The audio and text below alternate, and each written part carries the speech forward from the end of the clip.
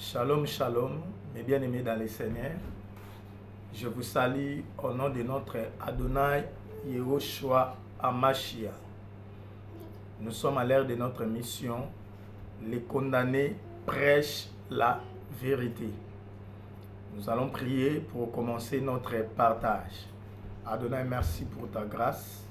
Merci pour ton amour. Tu nous as donné ces moments. Sois béni, sois glorifié. Que cette grâce nous accompagne durant tout ce temps de partage. Révèle-nous ta parole et que cette parole nous donne la vie. Au nom de notre Adonai Yehoshua Mashiach. Amen, amen.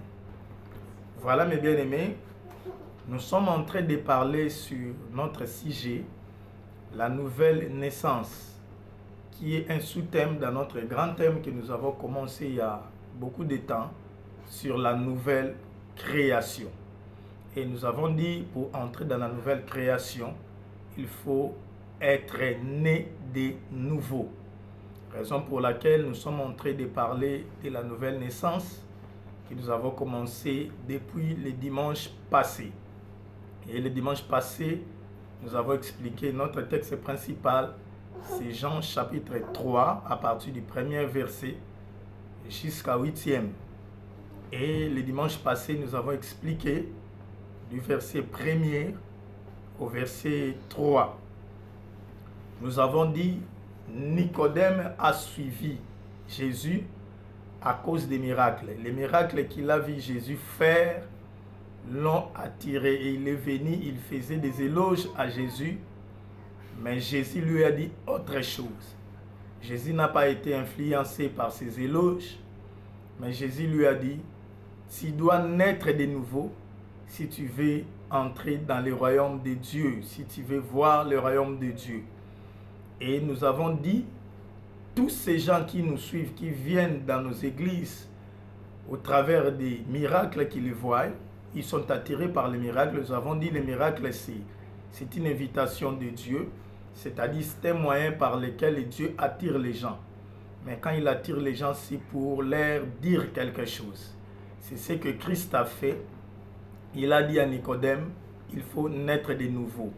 Nous aussi, nous devons dire à tous ceux qui viennent, nombreux à cause des miracles, nous devons leur dire, vous devez naître de nouveau pour entrer dans le royaume de Dieu. Parce que le royaume des cieux, ce n'est pas le problème des miracles, mais c'est le problème de la nouvelle naissance. Et nous venons à l'église, non pour le miracle, les miracles sont secondaires, mais le but principal de notre présence dans les églises, c'est entrer au ciel. Et pour entrer au ciel, Christ dit à Nicodème, il faut naître de nouveau. Et nous allons encore relire notre texte, Jean chapitre 3, verset 1er à 8. Mais il y eut un homme d'entre les pharisiens, nommé Nicodème, un chef des Juifs, qui vint, lui, auprès de Jésus de nuit, et lui dit, Rabbi, nous savons que tu es un docteur venu de Dieu, car personne ne peut faire ces miracles que tu fais si Dieu n'est avec lui. Jésus lui répondit, en vérité, je te l'ai dit, si un homme n'est né de nouveau, il ne peut voir le royaume de Dieu. Voilà là où nous nous sommes arrêtés le dimanche passé, et aujourd'hui, nous commençons avec le verset 3. Bien-aimé, Jésus a dit à Nicodème, en vérité, c'est-à-dire ce que je te dis est vrai.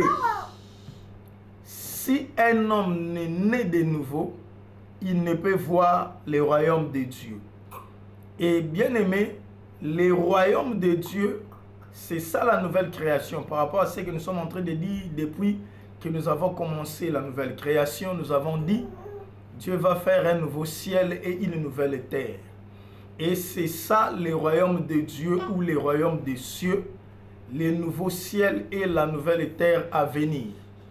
Et Christ donne la condition à Nicodème, il dit, pour entrer dans le nouveau ciel et la nouvelle terre, c'est-à-dire le royaume de Dieu, il faut naître de nouveau. C'est-à-dire la condition requise pour entrer au ciel, c'est la nouvelle naissance. Et bien aimés dans le Seigneur, nous devons le savoir. Comme je viens de le dire, la raison principale de notre présence à l'église, c'est écouter la parole de Dieu pour aller au ciel. Alléluia. Nous ne venons pas à l'église pour avoir le miracle. Nous ne venons pas à l'église pour avoir les mariages ou les voyages ou chasser le chômage ou avoir de l'argent pour acheter des parcelles, des voitures ou voyager. Non, ça ce sont des sujets secondaires pour lesquels nous venons à l'église. Mais l'objectif principal, nous venons pour être préparés pour aller dans le royaume des cieux. Et pour entrer dans le royaume des cieux, Christ dit à Nicodème, il faut naître de nouveau. Nicodème était un docteur de la loi. Mais Christ ne lui dit pas, pour entrer dans le royaume des cieux, tu dois être docteur de la loi. Non, Christ ne tient même pas compte de ce titre, chef des Juifs, docteur de la loi. C'est-à-dire, être docteur de la loi n'a rien à voir avec entrer dans le royaume des cieux. Et nous voulons dire par là, bien-aimés serviteurs, ministres de la parole, ne croyez pas parce que vous êtes apôtre, vous êtes prophète, vous êtes évangéliste, vous êtes pasteur et docteur, qu'à partir de ce titre, le ciel vous est ouvert. Non. Personne n'ira au ciel parce qu'il est ministre de Dieu, parce qu'il est ancien, parce qu'il est archibishop avec tous ces titres que nous nous donnons aujourd'hui qui n'ont rien à voir avec la doctrine des apôtres. Ça ne vous amènera nulle part. Pour entrer au ciel, il ne faut pas faire 30 ans à l'église, il ne faut pas être modérateur ou interprète ou qui que ce soit, il ne faut pas être chantre. Tous ces titres ne nous amèneront pas au ciel. Le seul ou la seule chose requise pour entrer dans le royaume des cieux, c'est être né de nouveau. Voilà, bien aimé. Donc, Nicodème, malgré qu'il était docteur de la loi, Christ lui dit, ça ne t'amènera pas au ciel. Ce qui va t'amener au ciel, c'est la nouvelle naissance que tu n'as pas encore expérimentée. Donc, si l'enlèvement de l'église aurait eu lieu en ce moment-là, quand Christ parlait avec Nicodème, Nicodème aurait raté l'enlèvement. Pourquoi? Parce qu'il n'était pas encore né de nouveau. Parce que le royaume des cieux, c'est la nouvelle création. Et pour y entrer, il y faut être né de nouveau. Et bien aimé dans le Seigneur, comme Nicodème, docteur de la loi, n'était pas encore né de nouveau, aujourd'hui de même, nous avons beaucoup de gens qui servent Dieu, qui ont beaucoup demeuré dans les églises, qui ont fait beaucoup de temps. Nous avons beaucoup de gens qui servent même le Seigneur, mais qui ne sont pas nés de nouveau. C'est une grande remarque que nous avons faite, bien-aimés, aujourd'hui. Vous allez voir un prédicateur, vous allez voir un modérateur, vous allez voir un ancien, un diacre, un chantre ou qui que ce soit, servir Dieu dans l'église, un partenaire qui donne beaucoup d'argent dans l'église, ainsi de suite. Mais il n'est pas né de nouveau. Il n'est pas une nouvelle créature. Comment vous allez le voir? Nous allons voir que les œuvres de la première naissance sont encore là. C'est-à-dire, il n'est pas encore une nouvelle créature, parce qu'une nouvelle créature ou celui qui est né de nouveau, nous ferons aussi des choses nouvelles, nous en parlerons plus tard. Mais celui qui n'est pas encore né de nouveau, vous ne voyez que les œuvres de la première naissance. Or, la première naissance, c'est la naissance de la chair. Et raison pour laquelle, malgré qu'ils servent Dieu, malgré qu'ils sont hommes de Dieu, vous allez voir les œuvres de la première création dans leur vie. Les œuvres de la chair, parce que la première naissance, c'est la naissance charnelle. Et vous allez voir ces gens, ils sont charnels malgré qu'ils sont dans l'église, malgré qu'ils ont fait beaucoup de temps dans l'œuvre de Dieu.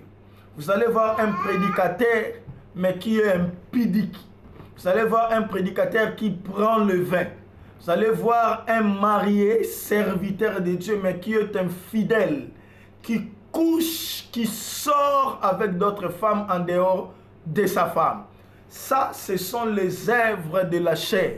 Vous allez voir un chantre, mais escroc. Vous allez voir un serviteur de Dieu, mais menteur, voleur.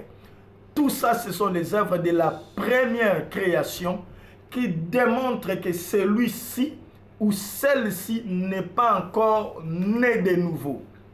Beaucoup de gens bien-aimés, dans nos églises, malgré leur présence, malgré leur façon de servir le Seigneur, ils sont encore des anciennes créatures. Ils ne sont pas encore nés de nouveau. Et bien-aimé, je te dis, ne croyez pas que parce que vous servez Dieu, tout ce que vous faites là dans l'église ne vous amènera pas au ciel. Aaron, quand il était mort à la montagne, on l'a enlevé les habits sacerdotaux. Ce sont là les titres que nous avons. Nous n'irons pas au ciel avec nos titres.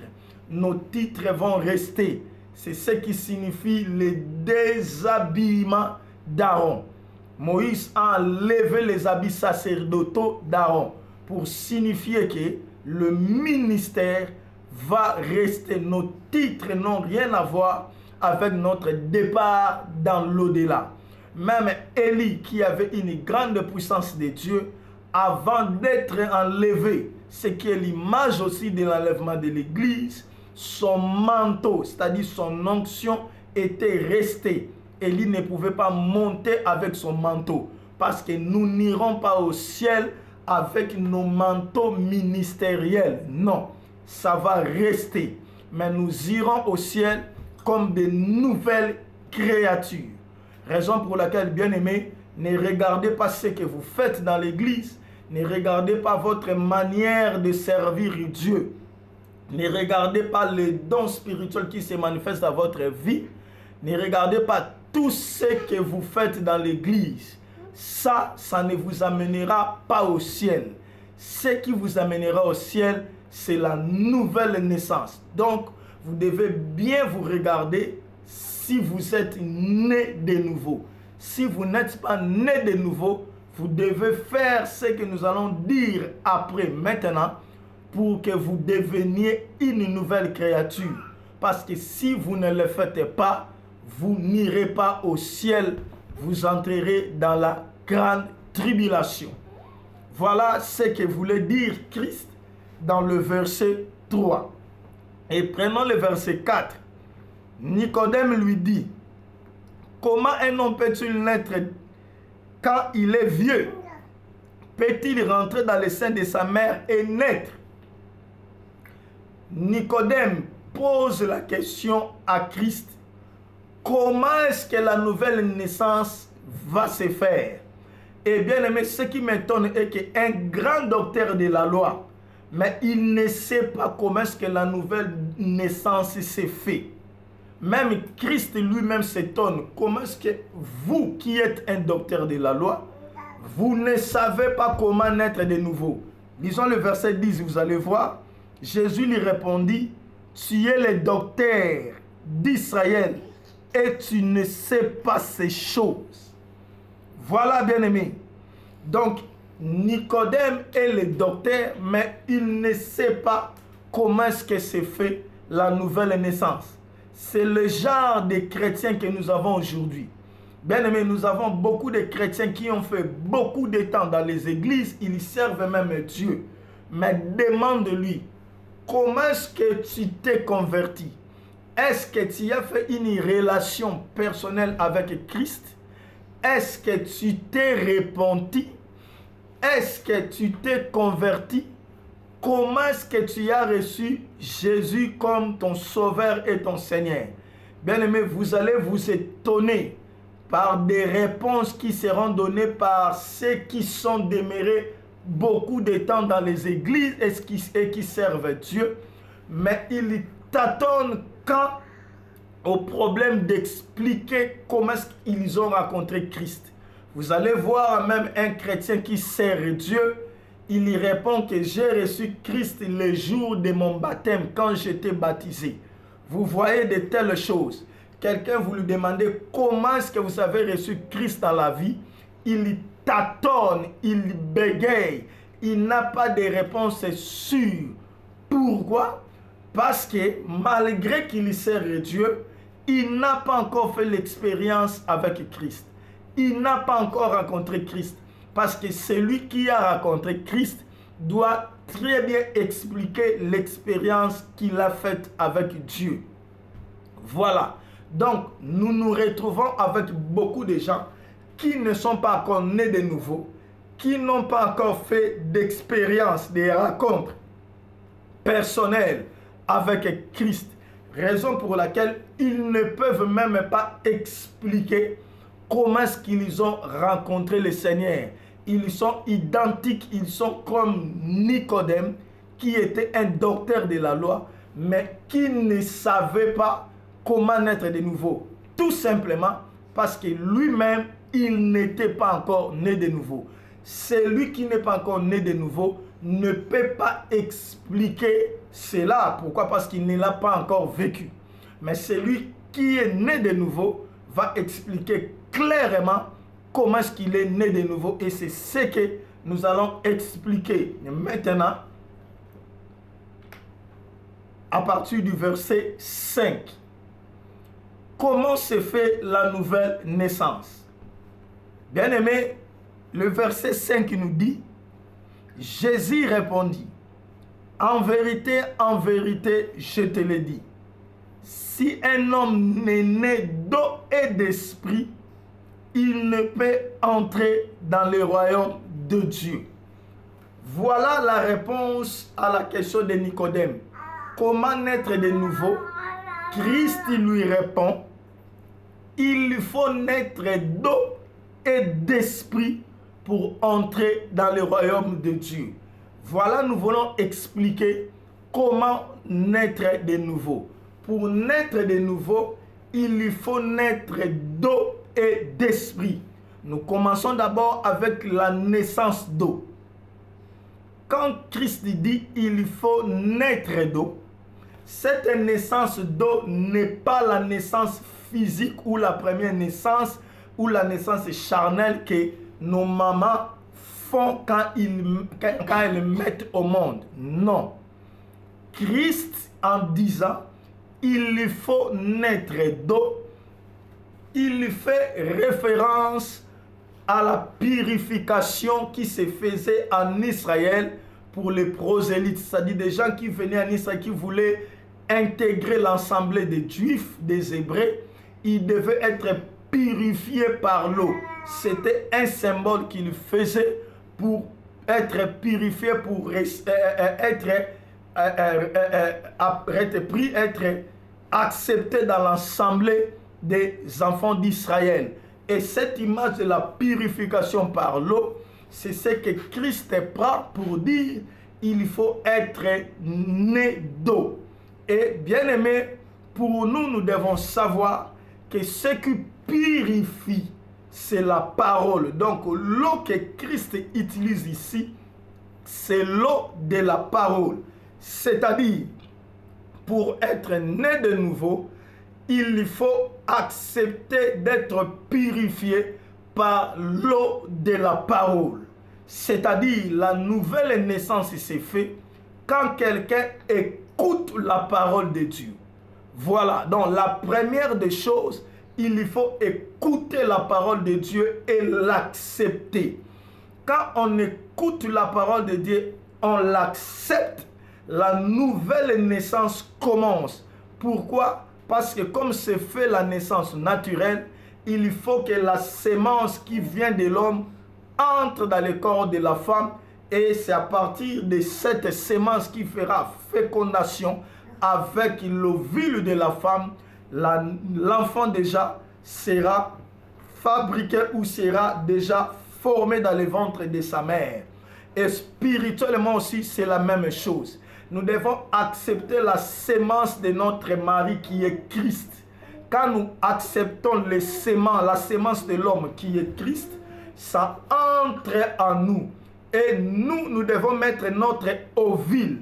Parce que même si la semence entre dans le corps de la femme, mais s'il n'y a pas d'ovule, il n'y aura pas fécondation.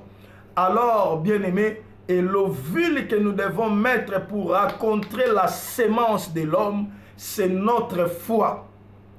Donc, quand nous recevons la parole de Dieu, quand la semence de Christ entre en nous, quand nous attendons la parole de Dieu, nous devons mettre foi dans cette parole. C'est ça l'ovule. Quand cette foi va rencontrer la semence de l'homme, il y aura fécondation. Il y a beaucoup de gens qui entendent la parole, mais il n'y a pas fécondation, il n'y a pas grossesse pour qu'il y ait naissance, parce qu'ils ne mettent pas la foi qui est l'ovule qui doit rencontrer la semence de l'homme. Voilà, bien-aimé, ce qui se fait naturellement, se fait aussi spirituellement. Et quand vous écoutez la parole de Dieu, vous l'acceptez en mettant votre foi, la nouvelle naissance commence. C'est ça la naissance d'eau. Acceptez la parole de Dieu qui est l'eau spirituelle et cette parole va être fécondée dans votre organisme spirituel et vous allez naître de nouveau. Voilà la naissance d'eau. Mais ça ne s'arrête pas là. Christ continue pour dire il faut naître d'eau et d'esprit. C'est une même naissance. La naissance d'eau et d'esprit, c'est une même naissance. C'est-à-dire, Christ voulait dire la condition pour entrer dans les royaumes des cieux, il faut naître d'eau et d'esprit. Cette même naissance a des aspects. Être né d'eau et d'esprit.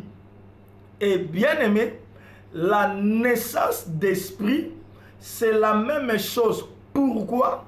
Parce que cette naissance d'eau, cette sémence, la parole de Dieu, qui féconde notre foi, vient de l'esprit. Alléluia. Donc c'est le Saint-Esprit qui apporte cette parole. Raison pour laquelle on parle de la naissance de l'esprit. Dans la naissance de l'esprit, c'est le Saint-Esprit qui apporte cette sémence à nous. Et quand nous acceptons cette sémence, l'Esprit nous fait naître spirituellement. Cette parole de Dieu qui est prêchée par le prédicateur de la parole vient de l'Esprit.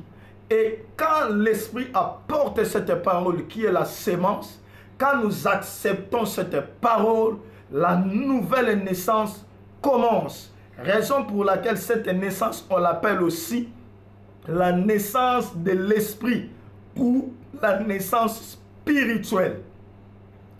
On appelle ça aussi la naissance de l'esprit ou la naissance spirituelle. Voilà, donc c'est le Saint-Esprit qui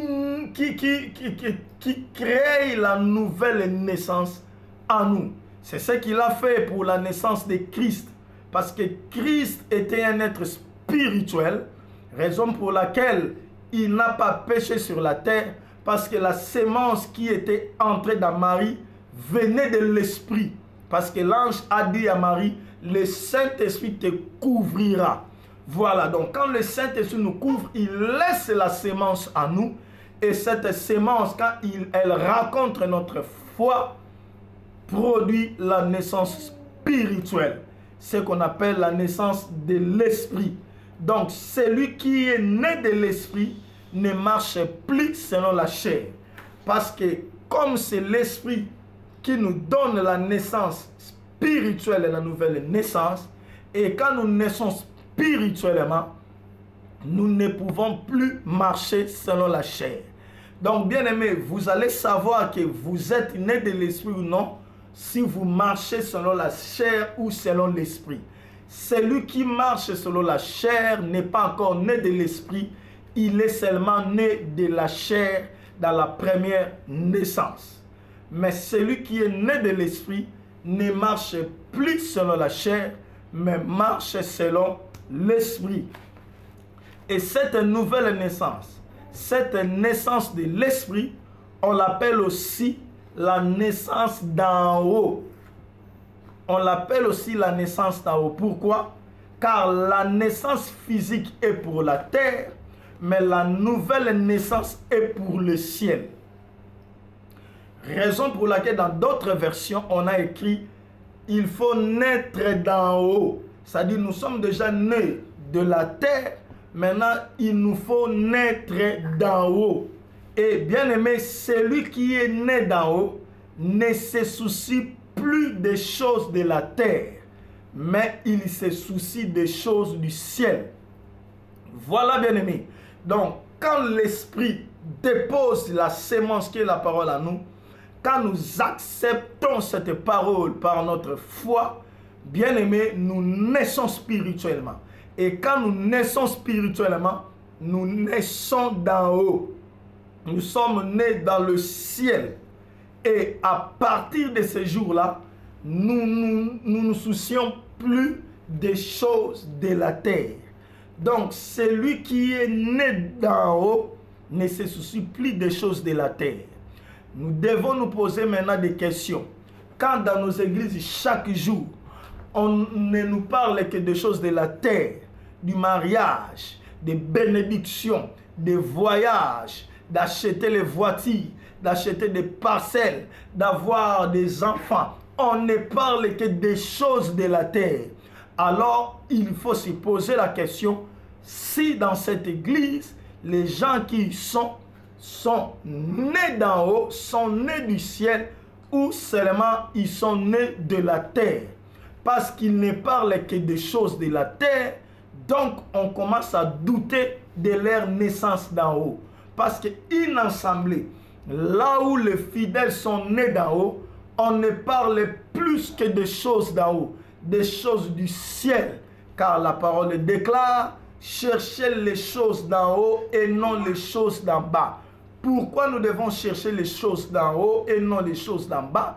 Parce que nous sommes déjà nés d'en haut. Nous sommes nés spirituellement et notre vie est cachée en Christ, en Dieu, dans le lieu céleste.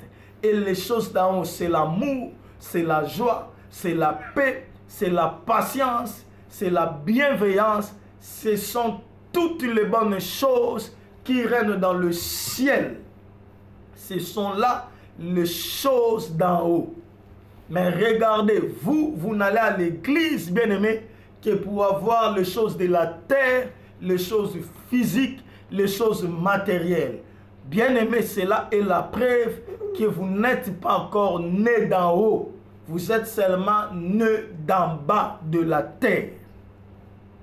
Alléluia. Donc, bien-aimés, voilà comment est-ce que se fait la nouvelle naissance.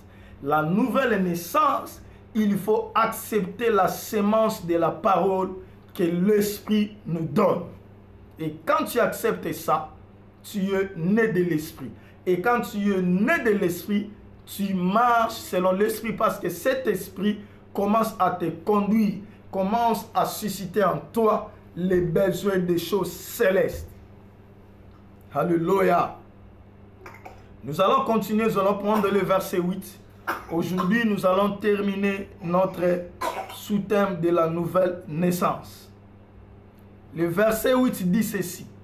Le vent souffle où il veut et tu en entends le bruit, mais tu ne sais pas d'où il vient ni où il va. Il en est ainsi de tout homme qui est né de l'Esprit. Voilà, bien-aimé, ce que Christ dit à Nicodème. Christ dit à Nicodème, le vent souffle où il veut.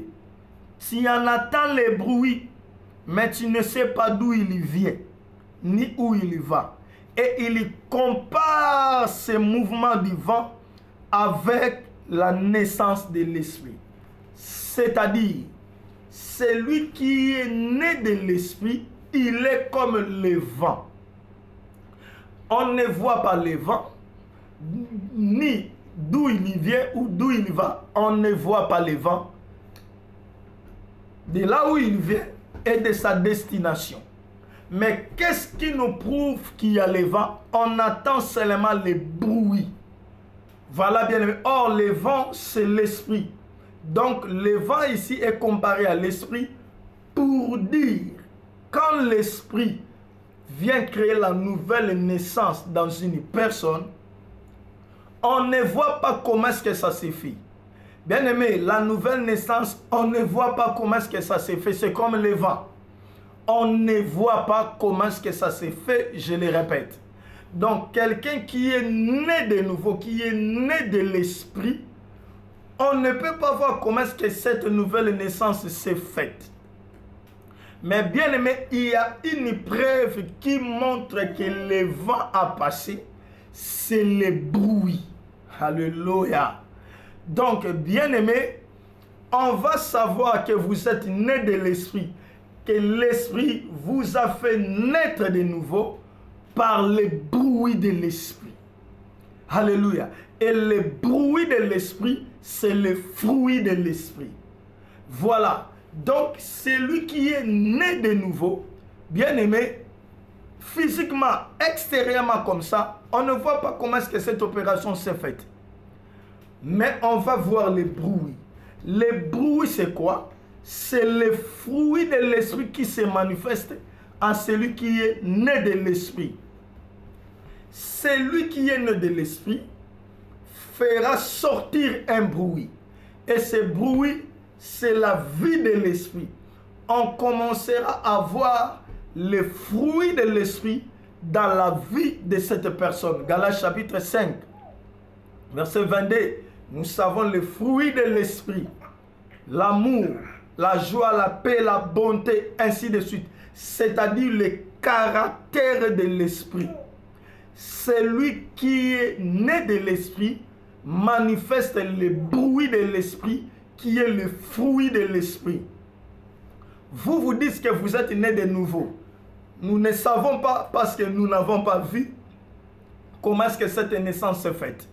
Mais nous allons prouver que vous êtes né de nouveau si nous attendons le bruit de l'esprit en vous. Le bruit du vent qui est passé. Parce que là où le vent est passé, vous allez voir les signes du vent. Là où le Saint-Esprit est passé, là où le Saint-Esprit a fait quelque chose, nous allons voir le bruit. Alléluia.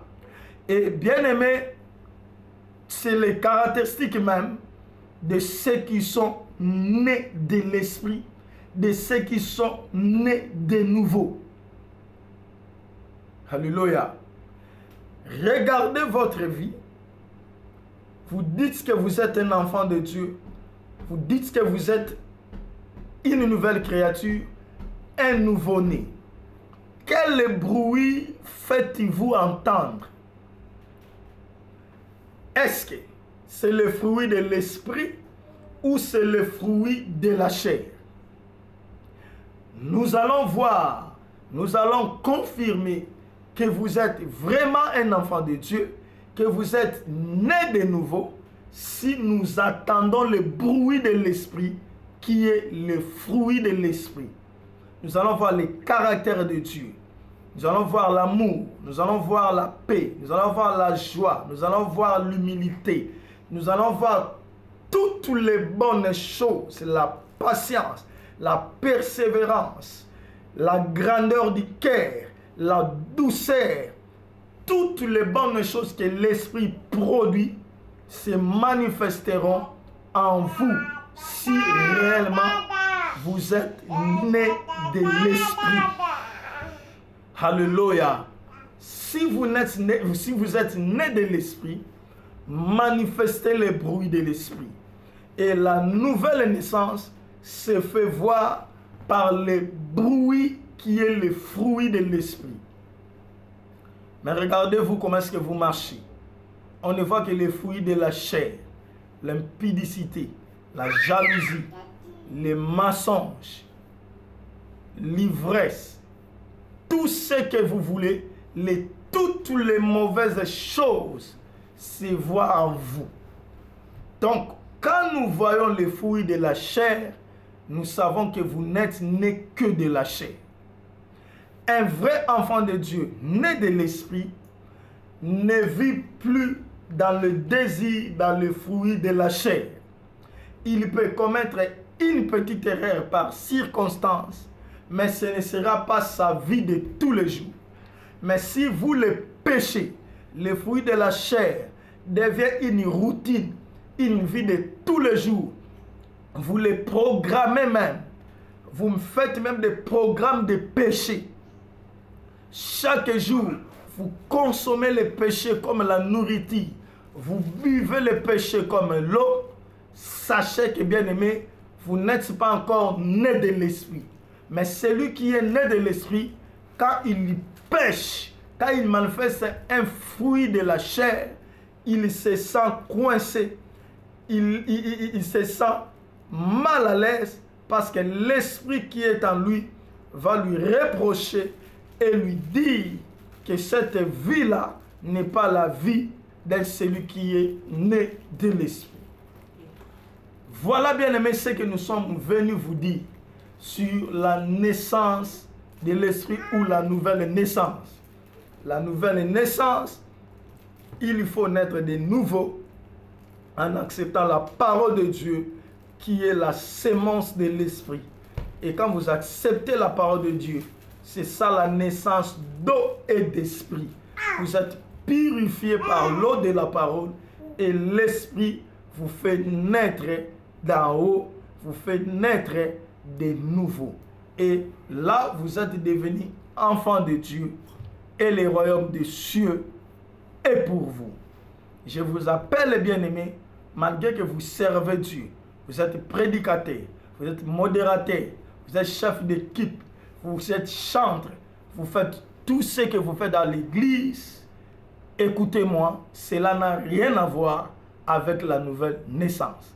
Si vous n'êtes pas encore né de nouveau, c'est-à-dire si vous n'avez pas encore accepté la parole pour qu'elle vous fasse naître de nouveau, c'est aujourd'hui que vous devez ouvrir votre cœur, accepter cette parole que nous avons prêchée, mettez votre foi et l'esprit va vous naître de nouveau, va vous faire naître de nouveau et vous serez une nouvelle créature et vous allez être candidat du royaume des cieux. Alléluia. Que Dieu te bénisse si tu acceptes cette parole, si tu crois cette parole et si tu prends la décision d'accepter la parole, de naître de nouveau et de devenir enfant de Dieu. Que Dieu vous bénisse et que cette parole travaille en vous et qu'elle transforme votre vie. Ne regardez pas ce que vous faites, ne regardez pas vos titres. Vous raterez l'enlèvement de l'Église si vous croyez que vous entrerez au ciel avec ces titres. Abandonnez le péché, acceptez la parole, abandonnez cette vie des fruits de la chair. Acceptez l'Esprit de Dieu qui est le vent. Il va vous transformer et il va vous faire naître de nouveau. Faites cette prière après moi si vous acceptez cette parole. Adonai, j'ai écouté ta parole qui vient d'être prêchée. J'ai reconnu que malgré ce que j'ai fait, malgré mon temps que j'ai fait dans l'église, mais je ne suis pas encore né de nouveau. Aujourd'hui, j'accepte cette parole et je vais devenir une nouvelle créature. Je vais être né de nouveau. J'accepte cette parole, je mets ma foi. Esprit, entre à moi et transforme ma vie et fais-moi naître de nouveau pour que j'entre dans le royaume des cieux. En nom de notre Adonai Yahushua Mashiach. Amen. Voilà, bien-aimés, nous sommes à la fin de notre mission. Toi qui as fait cette prière sincèrement, ou qui le fera quand tu vas suivre cette vidéo, que Dieu te bénisse et cherche une église. Si tu es déjà dans une église, prends les choses au sérieux, marche selon l'esprit, crains Dieu parce que tu es déjà devenu une nouvelle créature. Abandonne la chair et ses désirs. Et Dieu te bénira sur la terre. Et quand la dernière trompette sonnera, tu seras transformé et tu iras au ciel parce que tu es déjà né d'en haut. Nous nous arrêtons ici et que Dieu vous bénisse. Nous allons nous voir prochainement. Ciao.